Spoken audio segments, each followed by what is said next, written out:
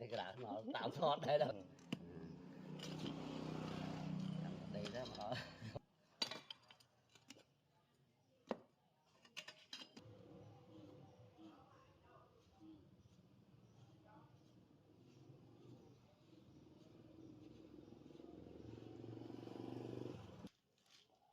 đậm viếng vay cái chồng